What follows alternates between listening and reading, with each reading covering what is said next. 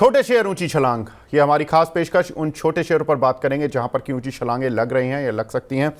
Sir, IFCI इस counter पर लगातार जंप हम देख रहे हैं, कैसा लग रहा है सर ऑन चार्ट्स काउंटर? जी तो देखिए, अगर आप आईएफसीआई को देखें, बिल्कुल सर बहुत ही ज्यादा पॉजिटिव चार्ट है। मुझे कहीं कुछ वीकनेस नहीं दिखती है। मुझे लगता है काफी स्ट्रेंथ इसके अंदर बाकी है अभी। बिल्कुल इसके अंदर बने रहना चाहिए सर। बेस कहाँ है? बेस आप देखेंगे तो कहीं ना कहीं स्टॉक का बना हुआ है 65 रुपए से 65 टू 67 का डिसेंट बेस बना हुआ है नीचे की तरफ।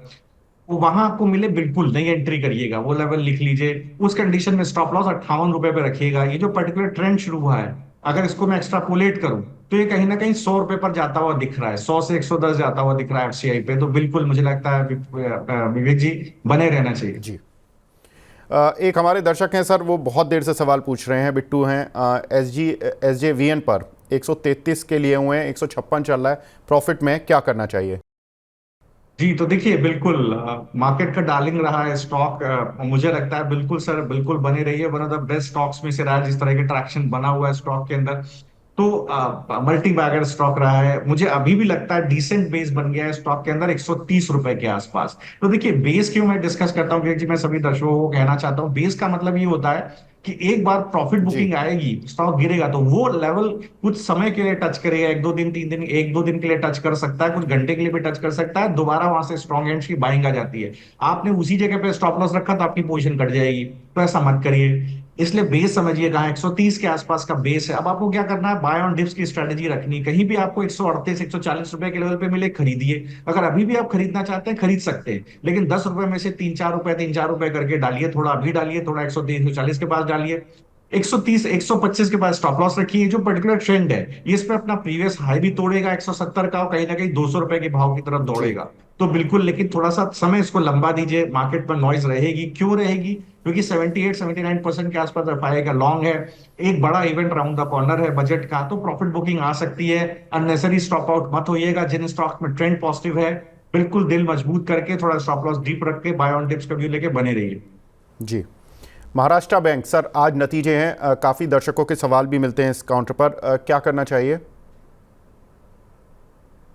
तो देखिए, बैंक ऑफ महाराष्ट्र का पहले भी कहीं ना कहीं विवेक जी कई बार स्टॉक डिस्कस हो चुका है। मुझे लगता जी। है इसका ट्रेंड अभी भी काफी पॉजिटिव है। Cross the PSU banking sector अगर आप देखें तो मार्जिन एक्सपेंशन देखने को मिले हैं काफी। अगर आप देखें तो SMA 1 2 बुक काफी क्लीन हुई है। और अगर आप देखें तो सभी बैंक्स में क्रॉस द बोर्ड, अगर आप देखेंगे छोटे मझोले बैंकों में, तो प्रोविजनिंग घटने से क्रेडिट ग्रोथ में एक अच्छा ट्रैक्शन देखने को मिला है।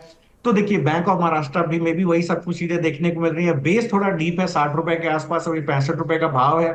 तो 60 रुपए तक कोई भी डिप मिलती है, बिल्कुल ऐड कीजिए। 60 रुपए के नीचे जाके सस्टेन करिए, तब तभी बेचिए। इसका पोजिशनली आप करीब अगर साल भर का व्यू लेके चलेंगे तो मैं इसका भाव 90 रुपए मान करके चल रहा हूँ। मैं इसको काफी लंबे समय से 32 30 रुपए के भाव से कहीं ना कहीं डिस्कस कर रहा हूँ। विवेक जी, अभी भी मुझे लगता है कि 90 से 100 रुपए का भाव इसका इंटैक्ट है। 1 से 1.5 साल का समय दीजिए सर। जी, तो 1 से 1.5 साल का समय देना है सर। नेक्स्ट काउंटर है वोडाफोन आइडिया, इस पर आपकी एक बड़ी राय भी आई थी, और पिछले 3 4 ट्रेडिंग सेशन से वीक हुआ। आज सुबह मॉर्निंग में वीक था, लेकिन अब थोड़ा सा रिकवर होता हुआ दिखाई दे रहा है ये काउंटर इंट्राडे में। कैसे देख रहे हैं सर? जी तो देखिए, जो इसका सप्लाई जोन है वो वही 18 रुपए के आसपास का सप्लाई जोन है। ये उसको तोड़ेगा आने वाले समय में, वो भाव भी तोड़ेगा। लेकिन इन्वेस्टर्स ट्रेडर्स इसके अंदर काफी रहते हैं। मुझे लगता है कि यहाँ पर क्योंकि एफएनओ का स्टॉक है, तो देखिए बेस काफी नीचे खिसका हुआ है। करीब 14 रुपए के आसपास इसका बेस कहीं ना कहीं खिसका हुआ है। बाय ऑन डिप्स का व्यू रखिए। बिल्कुल परेशान नहीं होने की जरूरत है, क्योंकि आप आने वाले समय में देखेंगे कहीं ना कहीं एक डिसेंट मार्जिन एक्सपेंशन इस कंपनी के अंदर आता हुआ दिखाई देगा, जो कहीं ना कहीं स्टॉक प्राइस में डिस्काउंट होगा। तो 28 रुपए का टारगेट मेरा इंटैक्ट है लंबे समय का। लेकिन छोटे दायरे से, जो जब 14 रुपए के आसपास मैंने रिकमेंड करना शुरू किया था विवेक जी, आप शायद आपसे भी डिस्कशन हुआ था, बाईस जी। रुपए का टारगेट था। पहला टारगेट 18 का था, दूसरा 22 का था। अभी भी मैं मुझे लगता है खरीदना चाहिए। कोई भी गिरावट 14 रुपए की तरफ बिंदास खरीदिए। स्टॉप लॉस अपना 11 रुपए 50 पैसे के आसपास रखिए।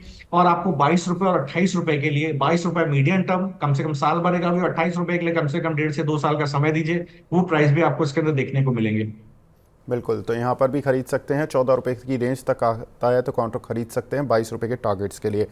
नेक्स्ट काउंटर सर एमटीएनएल में खबरें कुछ आ रही हैं कि इनका जो ऑपरेशन है वो बीएसएनएल को मिल सकता है, क्योंकि कंपनी में पहले मर्जर की बातें थी, कंपनी का लॉस इतना ज़्यादा है कि इस पर सरकार शायद कुछ इस तरह का फैसला ले सकती है। एमटीएनएल पे बात भी हो रही थी कि ये लोग अपना कुछ 5G और 4G वगैरह में सर्विसेज को बढ़ाने पर काम कर रहे हैं। कैसे देख रहे हैं सर एमटीएनएल को? जी, तो देखिए मैं आपको बताऊं, ये बहुत अच्छा चार्ट है। 37 रुपए के आसपास का बेस था जिसका ब्रेकआउट हमें ऊपर की तरफ देखने को मिला है। बिल्कुल बने रहना चाहिए। मुझे लगता है कि जो इसका अगला टारगेट है वो 70 रुपए का है विवेक जी। बिल्कुल जिस तरह का ट्रैक्शन इसके अंदर बना है, काफी स्ट्रेंथ अभी बाकी है इसके अंदर। मतलब अगर मैं मोमेंटम इंडिकेटर्स को देखूं तो काफी स्ट्रेंथ अभी इसके अंदर बाकी है। प्रीवियस हाई 50 रुपए के आसपास उसको तोड़ रहा है।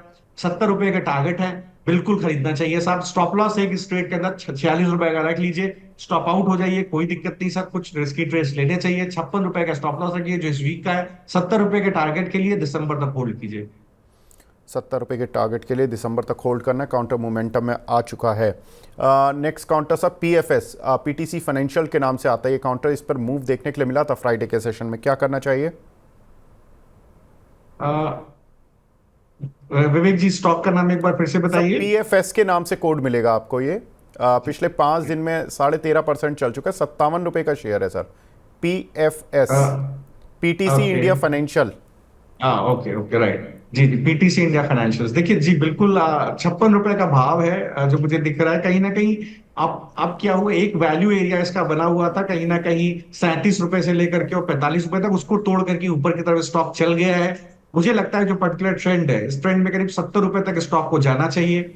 और आप 70 रुपए तक स्टॉक को जाना चाहिए। 80 रुपए, मुझे लगता है जैसे ही 70 रुपए के भाव को तोड़ेगा, ये 80-85 रुपए की तरफ भी चलेगा। लेकिन अभी इमीडिएट मत खरीदिए। बाय ऑन डिप्स करीब 45 से 50 रुपए के आसपास का बेस है, वहां पर आपको कहीं मिले तो अक्यूमुलेट कीजिए। 80 रुपए के टारगेट के लिए दिसंबर क्वार्टर तक का समय दीजिए।